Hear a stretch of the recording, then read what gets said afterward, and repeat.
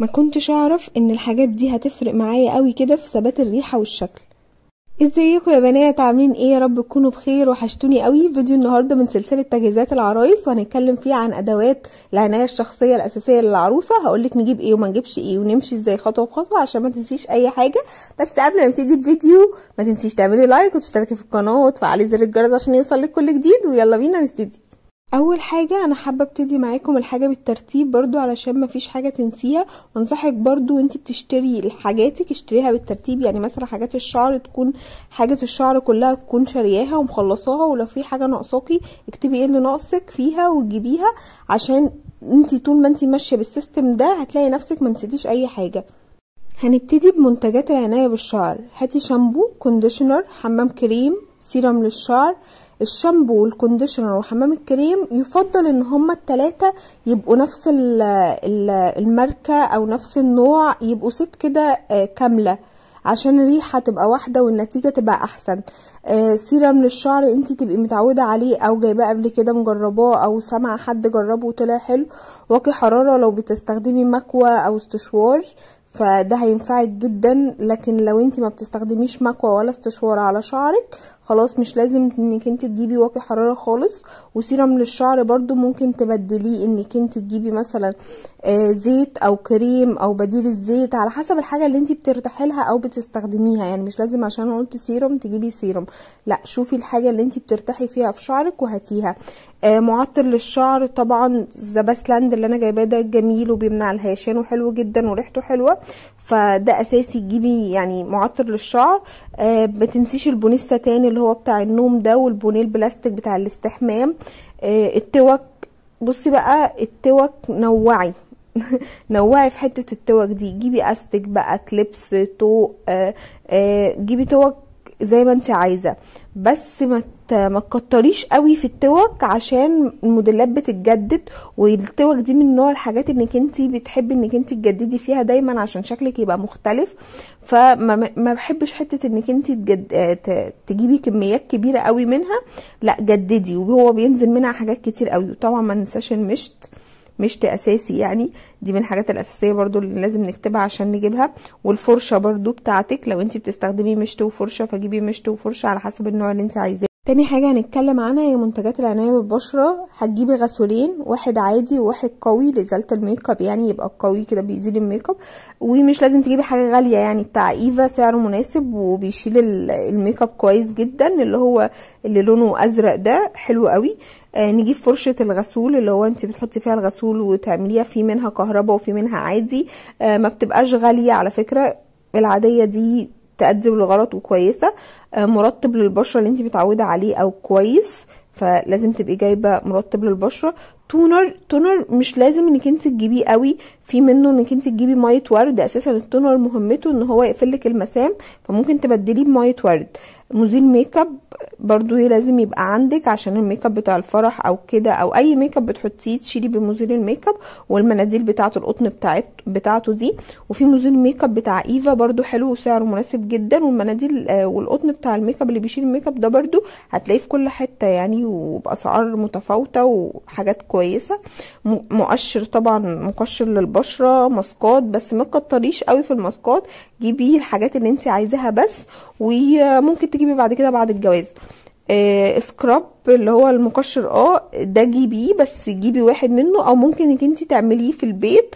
اللي انا عايزه اقوله لك انك انت ممكن تعملي بن وسكر وكده وتعمليه في البيت برضو بيبقى حلو. صن بلوك اساسي. سيرم للبشره بتاعتك ترطبي بيه بشرتك برضو.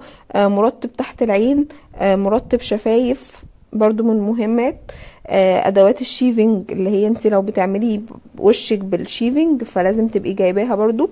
ابرة البذور السوداء والبيضاء دي مهمة ومش غالية خالص والله، ب15 جنيه او ب20 جنيه، فمش هتبقى غالية معاكي، بس هي مهمة لانك انت لما بتيجي تعملي تنظيف بشرة بيبقى مثلا عندك بذور بيضاء او سوداء وكده تقدري تشيليها بيه. لو تقدري انك انت تشتري جهاز الكهرباء فاشتريه براحتك. جهاز البخار لو تقدري برضو انك انت تشتريه، لو مش متاح انك انت تشتريه عادي خالص، بنسخن مية وبيطلع منها بخار وبنحطه على وشنا عادي يعني، فده طبيعي. طبعا ما ننساش معجون السنان وفرشة السنان بتاعتنا الخاصة، دي حاجات من الحاجات الاساسيه. تالت حاجة هنتكلم عنها هي العناية بالجسم. هنجيب 2 ليفة عادية والليفة المغربية، دي اول حاجة. تاني حاجة هنجيب حجر للرجل، ونجيب اللي هي الأداة اللي زي كده اللي بتصنفر الرجل، برضو مهم جدا عشان تبقي مهتمية برجلك. وبعد كده تجيبي شاور كريم او شاور جل، ويفضل شاور كريم يعني هو عشان بيرطب اكتر يعني من شاور جل، وبادي لوشن وبادي سبلاش وسكراب للجسم. بس حاولي يبقى كلهم نفس الريحة. دي بقى المعلومة اللي انا عايزة اقولك عليها، انك انت لو جبت الشاور والبادي لوشن والبادي سبلاش والسكراب نفس الريحة، الريحة بتثبت بطريقة فظيعة، بتبقى فيه ثبات رهيب. فانت حاولي انك انت تجيبيهم كلهم نفس الريحة، مجموعة واحدة. صابون مغربي طبعا، طمي مغربي لازم يبقى اساسي، كريم للايد، مسك، بادي باتر، دي لو هتتجوزي في الشتاء، او فازلين. يعني مش لازم تجيبي البادي باتر عشان بتبقى غالية قوي. في بتاعة افوفا رخيصة وسعرها كويس، او جيبي فازلين طبعا بيتحط في كل حتة، في كعب رجلك، في كوعك، الكلام ده كله. وطبعا كعب الغزال عشان الرجل تبقى لونها بينكي كده وحلو. فالحاجات دي اساسيه ولازم تبقى عندك. وزي ما بقولك حاولي على قد ما تقدري انك انت تجيبي المجموعه كامله بنفس الريحه، افضل لك بكتير. وجيبي قصافه طبعا، تجيبي مبرد للضوافر، اسيتون اساسي بتاع ايفا، وده تحفه، وبتاع ايفا برضو جميل جدا. وجيبي مبردين، واحد للرجل وواحد للايد، عشان ده هيفرق معاكي جدا، لان مش واحد بس تستخدمين الاتنين.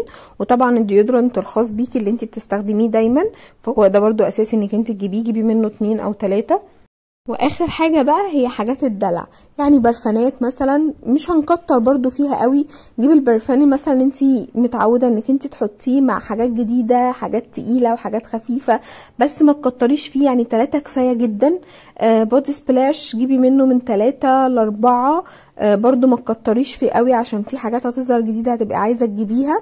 جيبي منهم واحد جليتر كده زي بتاع فرانو، حلو قوي، يعني فرانو ماركة منزلة حاجات بودي سبلاش بجليتر وبودي سبلاش من غير جليتر، واسعارهم حلوة جدا.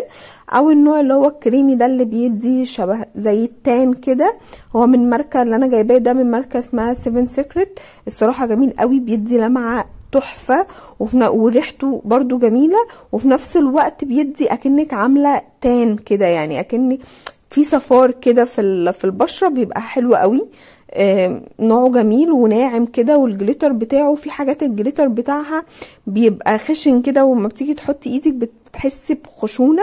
لا ده الجليتر بتاعه ناعم وحلو. وطبعا المخمرية، ما تنسيش مخمرية، جيبي 1 أو 2. هي المخمرية اساسا بتقعد فترة، فهتقعد معاكي فترة كبيرة، دي برضو من اساسيات والحاجات الكويسة. وبس كده هكون خلصت معاكم كل حاجة تخص ادوات العناية الشخصية للعروسة. يا رب تكونوا استفدتوا، واكون ما نسيتش اي حاجة. لو عندك اي سؤال او عاوزة تكتبي لي رأيك، اكتبوه في الكومنتات، وما تنسيش الاشتراك في القناة، وتفعلي زر الجرس، ولايك للفيديو لو عجبك. بحبكم قوي، باي باي.